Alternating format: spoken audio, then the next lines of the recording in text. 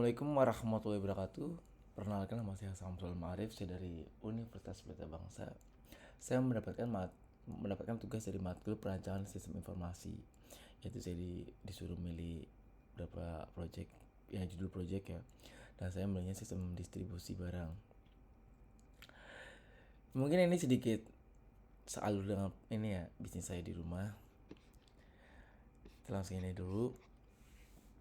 Flowchart ini menggambarkan alur proses distribusi barang, yaitu motor, dari supplier ke konsumen, melalui pihak distributor dan armada pengiriman. Sistem ini memastikan setiap tahapan, mulai dari penerimaan barang, pengecekan kelengkapan dokumen, manajemen stok, hingga konfirmasi penerimaan oleh konsumen, berjalan secara sistematif, efisien, dan terdokumentasi. Kita mulai dari start. Satu berarti distributor siap menerima barang dari supplier. Supplier mengirim barang ke distributor. Distributor ini menginput data penerimaan barang dari supplier. Periksa dulu kelengkapannya, dokumennya, apakah sudah lengkap atau tidak. Jika tidak lengkap, kita kembalikan ke supplier. Jika lengkap ataupun sesuai, oke, baru lengkap, input data ke sistem stok gudang. Kita cek nih, ada permintaan dari konsumen. Nih, konsumen minta barang, kita masuk ke sini, permintaan dari konsumen. Oke, ada permintaan dari konsumen, kita lihat nih, jika ada kita masuk ke periksa kesediaan stok. Ini kan, jika tidak ada permintaan, kita tunggu permintaan barang. Oke, periksa kesediaan stoknya nih, cukup atau tidak. Kalau memang cukup, kita langsung ke sini. Ini juga nih, update pengiriman stok. Oke, kita masuk ke ini juga nih ya. Ini kan buat ini, jika udah emang ya dikirim, ini kita tuh masuk ke sini buat ini pick list and surat jalan. Kita masuk ke kirim barang konsumen. Di sini kita langsung ke konsumennya, pihak konsumen. Konsumen mengonfirmasi barang diterima atau tidaknya. Takutnya sampai suatu barang jadi gimana atau jadi rusak, maksudnya ke sini 100% diterima ataupun tidak diterima, lapor ke manajer distributor. Dan N. Oke, sekarang kita masuk ke diagram konteks.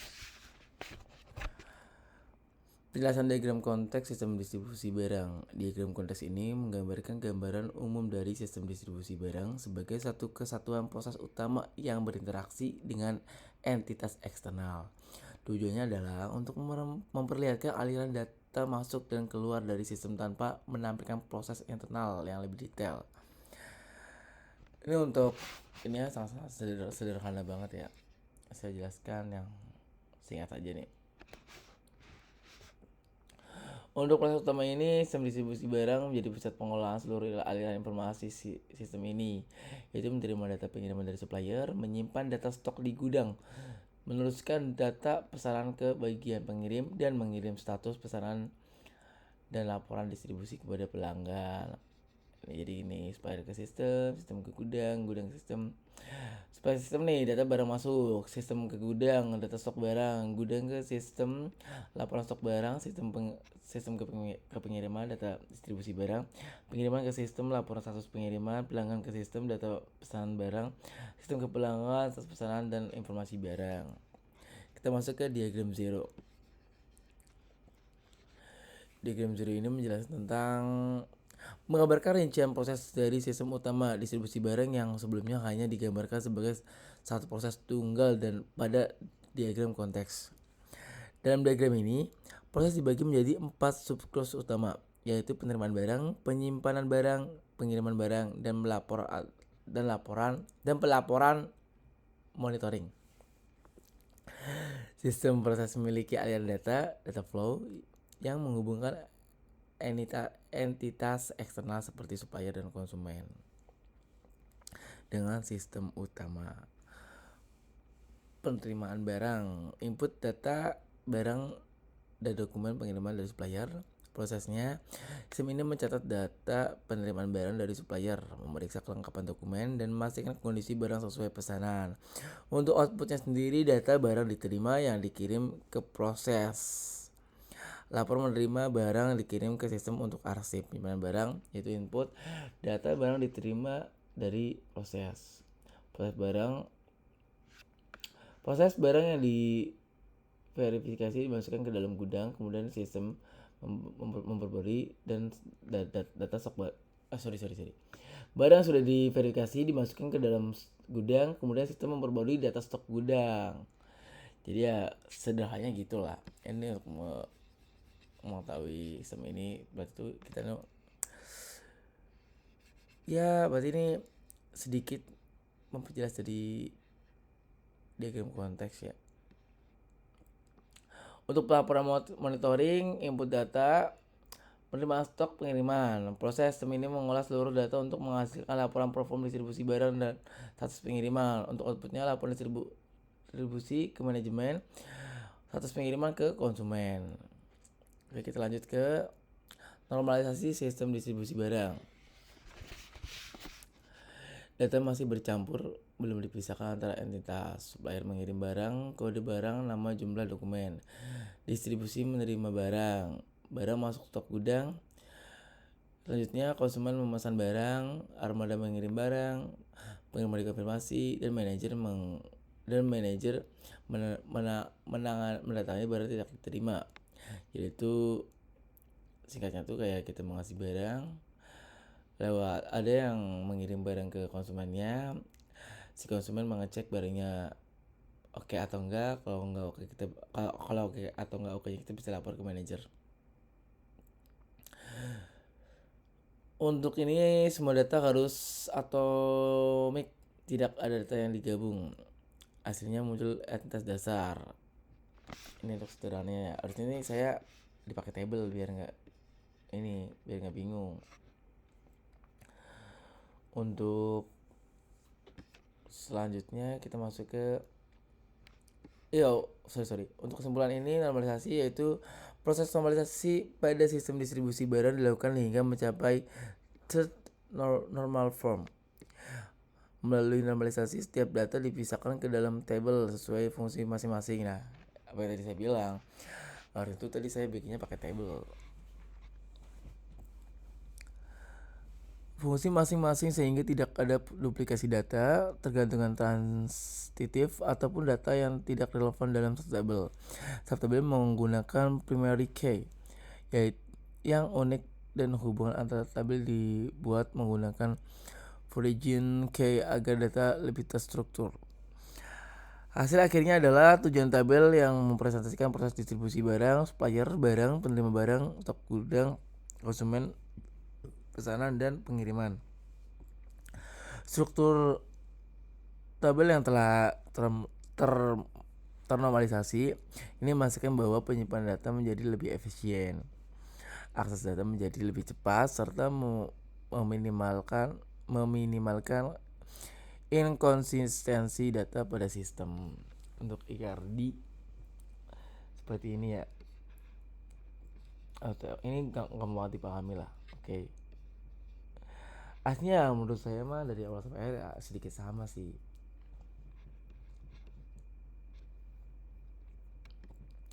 Jelasan relasinya supplier ke barang.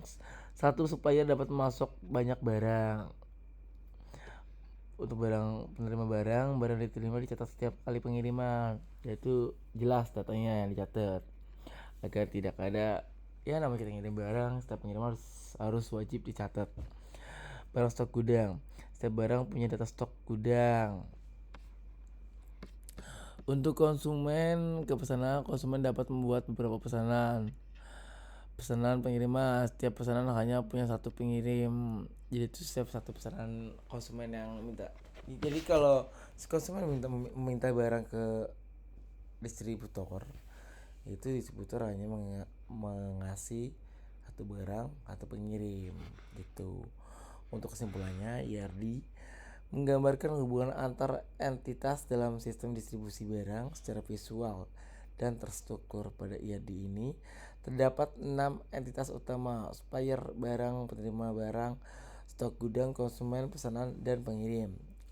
Setiap entitas saling terhubung sesuai alur nyata di lapangan.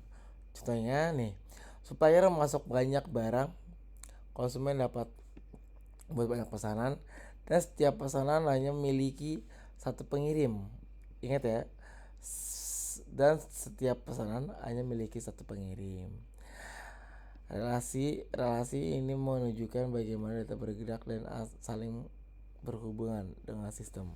Dengan adanya IRD, proses distribusi barang menjadi lebih mudah dipahami, lebih terarah, serta memudahkan proses analisis dan pembangunan database sistem. IRD juga memastikan bahwa semua proses dalam sistem, mulai dari penerimaan hingga pengiriman barang, terwakili dengan benar pada model basis data.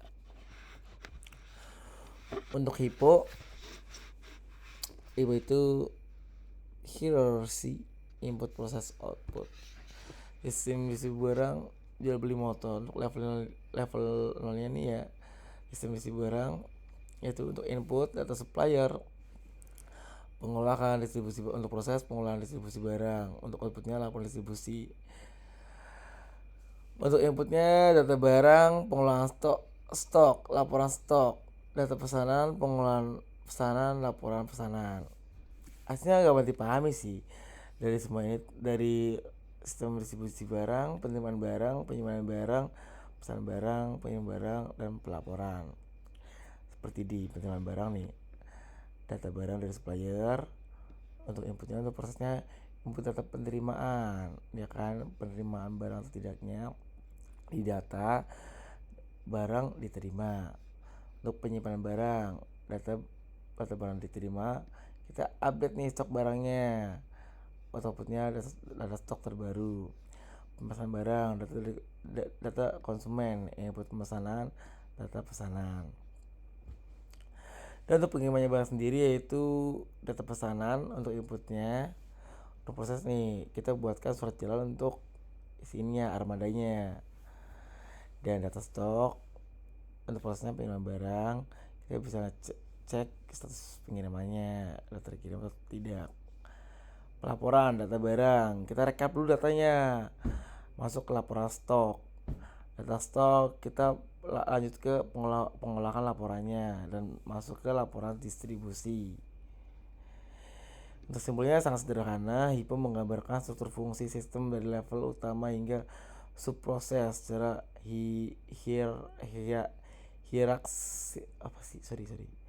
secara hierarkis, sehingga memudahkan pengembangan sistem dan pembagian modul program. Untuk kamus data seperti ini ya.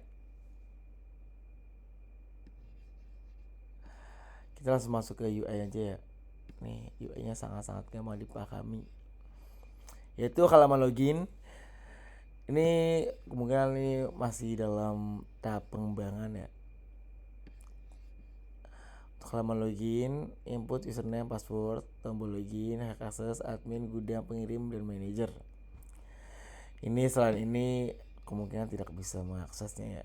Dashboard utama menampilkan 1 total supplier, 2 total barang, 3 total pesanan, 4 total pengiriman, 5 grafik distribusi barang dan menu dan 6 menu sidebar. Yaitu ada menu data supplier, data barang, ada stok gudang, ada pesanan, ada pengiriman, ada laporan, dan ada logout. Itu untuk kita keluar. Halaman data supplier, tabel supplier, tombol tambah edit, hapus. Ini jujur masih tahap pengembangan lah guys. Oke. Dari halaman stok gudang, ada ini menampilkan stok tersedia, ada halaman pemesanan, input data pemesanan konsumen, ada halaman pengiriman, data pengiriman, input armada, halaman laporan stok, laporan pesanan, dan laporan pengirim. Dan ini bisa diunduh lewat PDF atau Excel. Untuk kesimpulan UI-nya itu, UI dirancang agar memudahkan admin, gudang, pengiriman, dan manajer dalam mengolah distribusi barang secara tepat, akurat, dan terintegrasi. Untuk kesimpulannya sendiri dari proyek saya yang sangat-sangat sederhana ini, sistem distribusi barang yang dirancang telah memiliki flowchart, diagram konteks, diagram zero, normalisasi atau bisa kita sebut 3NF, ada IRD, ada HIPO, ada kamus data, dan ada UI system, sehingga sistem setiap masuk ke tahap perancangan aplikasi atau website. Terima kasih buat kalian yang mau menonton sampai kelar. Saya mohon maaf banget jika, bukan jika sih, saya mohon maaf pasti ada kurang jelas di saya menjelaskannya. Mohon maaf sekali. Kurang lebihnya saya mohon maaf. Terima kasih. Wassalamualaikum warahmatullahi wabarakatuh.